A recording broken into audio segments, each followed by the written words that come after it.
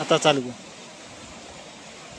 Stop. ह्याच्यामधून चिमूर जाते. ह्याच्यामध्ये चिमोरे गेल्यानंतर सकाळी आता संध्याकाळी जर आम्ही 6-7 वाजता लावली कमीत कमी खाली अशी एकदम अडचणीच्या भागामध्ये तिला लावायची एकदम खोलसर पाण्यात. आणि अशी लावल्यानंतर सकाळी येऊन तिला परत अशी तशीच्या तशी काढायची. काढल्यानंतर वरती उचलल्यानंतर आतमध्ये बघायचं हा चिमोऱ्या आहेत. कमीत कमी 450-500 रुपयाचं उत्पन्न ही कोईन कमीत कमी एक आपला सुतार किंवा विणणार येणाऱ्या ह्याला कमीत कमी 250-300 रुपये देऊन घेतलेले असते. ह्या एका 250-300 रुपयाच्या कोयणीमध्ये कमीत कमी 4 महिन्याचा आपला निसर्गरम्य होता. आमचे ते जास्तीत जास्त 6 महिने पाणी असतो.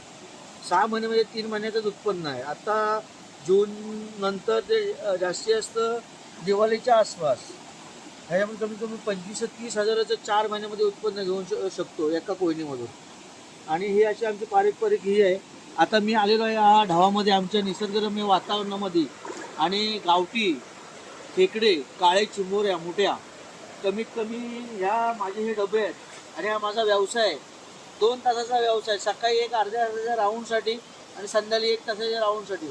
कमीत कमी ह्या डब्यामधून मी 4-5 डबे आहेत हे बघा.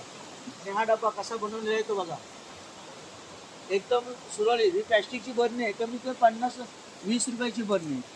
ही आपली पाणी बॉटलची बिस्लरीची मोठी बॉटल असते 2 लिटरची ती. हे कसं बनवलं ते बघा. मी ह्यामधून चिमुरी जाते आतमध्ये गेली का निघतच नाही हो. ह्या बघ ते आहे. ही अशी लावल्यानंतर कमीत कमी हे मी अशी आता आलेलो आहे. आमच्या इकडे माझा उत्पन्नाचा हात कोण धरूनच शकत. आणि जी चिंबोरी कमीत कमी पाव किलो बेसन आहे कपचीमध्ये. मी खाऱ्या चिंबोरीपेक्षा गावठी चिंबोरी नॅचरल आहेत.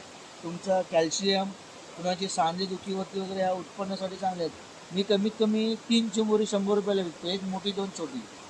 हा माझा उत्पन्न आहे. आता पाल सबस्क्राईब करा, चॅनलला लाईक करा. आणि जय हिंद जय महाराष्ट्र. आणि अशाच कोकणी चॅनलला आमच्या कोकणी कार्डी या चॅनलला भरभरून प्रतिसाद द्याल ही अपेक्षा बाळगतो. जय हिंद जय महाराष्ट्र.